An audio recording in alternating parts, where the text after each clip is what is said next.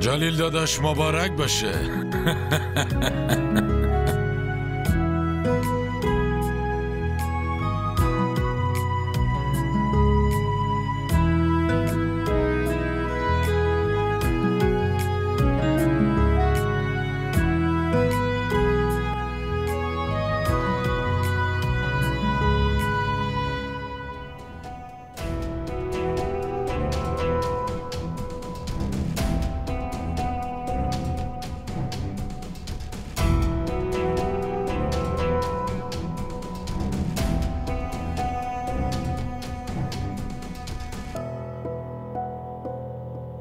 بیا آبجی شهناز، بفرما اینجا.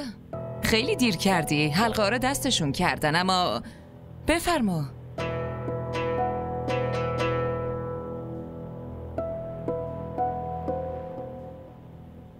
من قولمو یادمه آبجی.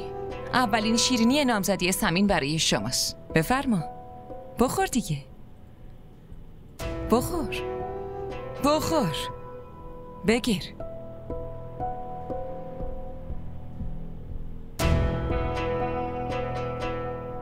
بفرمایید. هدیه یادت نره آبجی. موضوع هدیه نیست، باید از ته دل دعا کنی.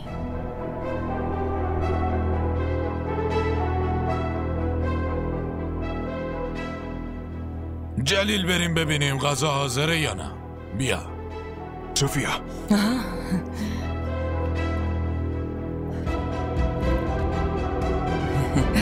خیلی خوش اومدی. تو که اومده بود که از حال انتقام بگیری، نابودش کنی، پس این وسط نامزدی با سمین از کجا اومد؟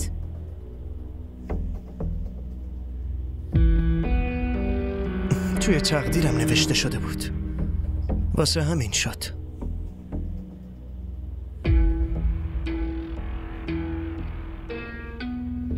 نمیذارم این اتفاق بیفته. شما چه مشکلی دارین؟ تو چطور میتونی این کارو بکنی؟ من نمیذارم این اتفاق بیفته. من راز تو رو فاش میکنم.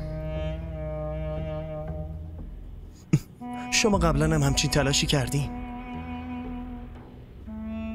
اینجا هم یه عالم آدمه.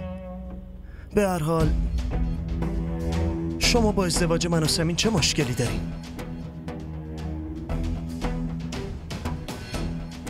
حلقه رو نشون بده.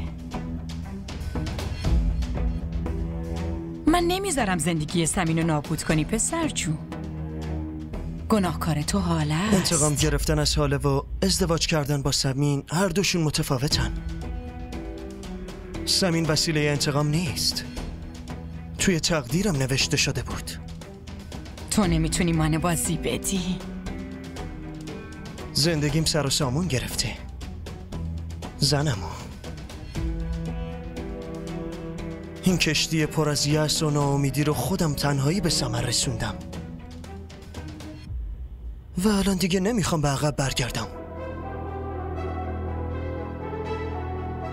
تنفرت از حاله؟ قسم خوردی که نابودش کنی. اونا چی؟ آره، مجازات، انتقام. من تصمیممو عوض کردم. کینه ای که تو دلم برای حاله بود اون تموم شد. نمیدونم کی، اما من اونو بخشیدم.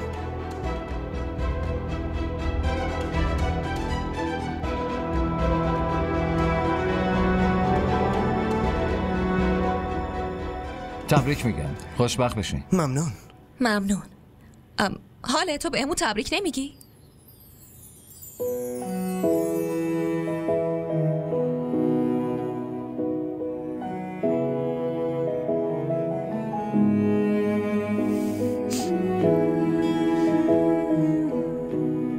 همزه بگی یا من بگم، هر دو تاش یک. خیلی ممنونم ازت، خیلی تبریک میگم. به شما هم تبریک میگم. شما قبلا دختری بهتر از سمین نمیتونستین پیدا کنین. آره درست میگین خانم حمزه. منظورت از قبلا چیه؟ نه منظوری ندارم. آدمو توی زندگیشون با خیلی ملاقات میکنن، اما تا اینجا فقط آدمای خاص میرسن. این حرفتونم کاملا درسته. گوش کن عزیزم، بیا اینجا، ما الان میاییم.